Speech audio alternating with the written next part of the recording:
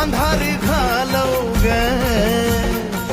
तुझ्या या बाळी गोपाळाला सुखानं पालव ग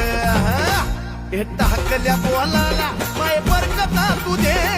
टाकल्या बोलाला माय बरकता तुझे अग अंबाबा